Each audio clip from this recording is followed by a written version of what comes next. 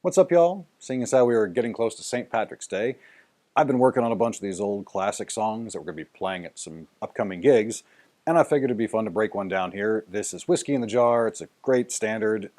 Dubliners, probably pretty much everybody else has recorded this one. Let's break down the basic melody, and I'll kind of talk about some of the ornaments that I would throw in when I'm playing it on stage. So here we go. Basic melody first. And I do play this in the key of D. Feel free to adjust as needed, but I think D is a good one to start with. So here we go.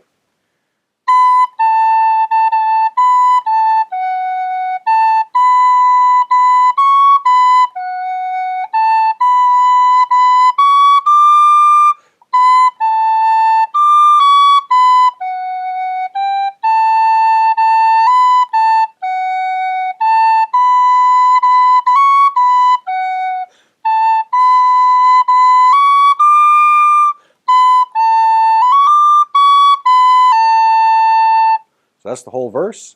I think there's like 4 or 5 verses in the song, quite a few of them, so you get a good chance to run through it if you're playing along with any records. I'm going to go through the chorus, and then we'll hit ornaments and stuff. So the chorus drops down to the E.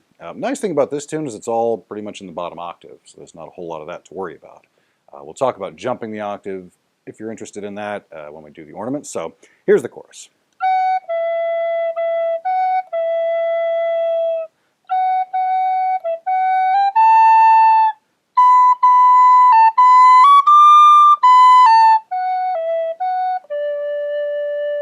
Simpler, shorter anyway, than the verse. Hopefully you're able to pick those up. We'll talk about ornaments and variations and stuff, starting with the verse again. Right off the bat, a short roll, a slide, a couple of things you can do. A couple of slides, really. If I'm starting with that pickup note, I'll slide into that first. And I do that popping thing a lot on this tune. It's kind of got a marchy feel. And that popping grace note that I've talked about a few times, I'll throw in there a lot to amplify that. And what that is, in this case, is I'm going from B to A. And as I do that, I kind of pretend that the A finger pops the B finger off the whistle, like a little earthquake. And in slow motion, that would be... So as I land that, popping that top finger off. I do it down here, I'll show you that when we get to it. But again, from the top... And then as I land on that F sharp, I'll do that crossing noise, grace note, sort of a tap, kind of. I'm just sort of sliding off that bottom note. Sliding it to get on land on that F sharp. Sorry. Yeah, it jumps back up. I use that ornament whenever I get a chance. It's a little tricky, it's a little weird, certainly optional, but as I go from A to B, kind of the opposite of what we just talked about. Going from A to B, I throw in an extra grace note. So it goes A, B, A, then this top one comes off, and then back to the B. So slow motion. Same thing I was talking about before, as if these fingers knock the other ones off the whistle, like a little mini earthquake. When you play it up tempo, especially if you apply a tonguing ornament, or interruption, I should say, before you do that. Short roll there on the B. Sliding into that C sharp, if you like. And then as I come back to that F sharp, the same move I did before, that crossing note.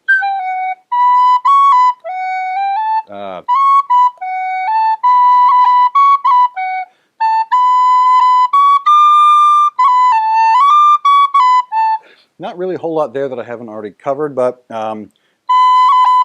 short roll there. Mostly I'm just tonguing to give that sort of march kind of groove. Could cran that if you felt like being fancy. Don't really have to. And as I come back, that's, I don't know what you call that. I'm tonguing and then a cut, I guess. It's not really an official ornament. Yeah, really I'm just tonguing to give it a little bit of a stop and then a cut, so kind of a half of a short roll, if that makes sense. I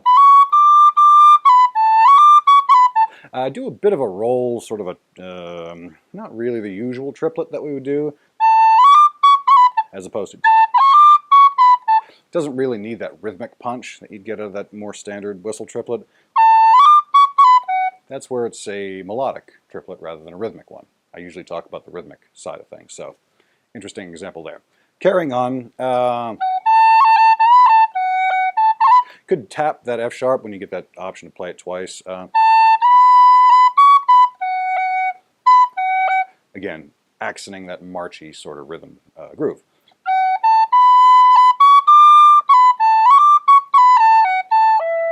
Yeah, as I go from the verse to the chorus, doing that same crossing noise tap on the note below that I mentioned before in the F sharp, you can do it on the E in that case. Short roll there, and that same crossing noise to finish. I do that a lot. I do that crossing noise, particularly on the E, because that pop you get is just kind of unique, and it's a pleasant sound. I like that. That's a good one to practice. So, for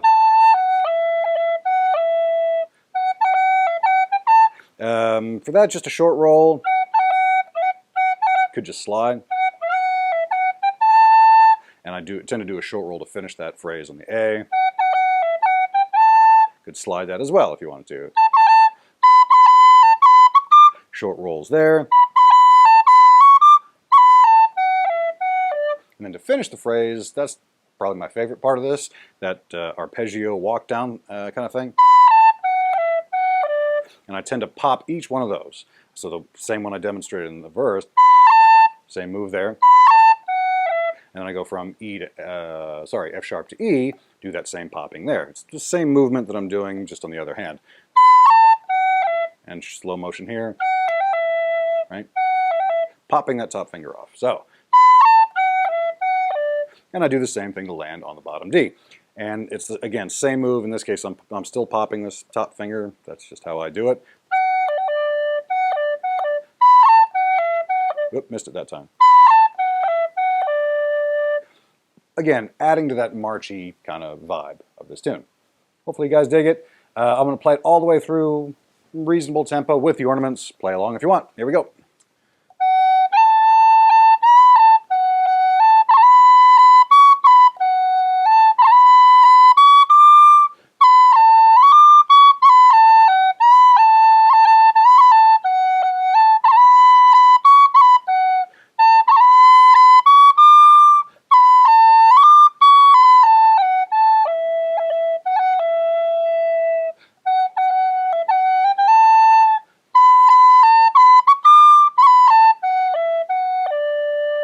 Hopefully y'all got through that fairly well.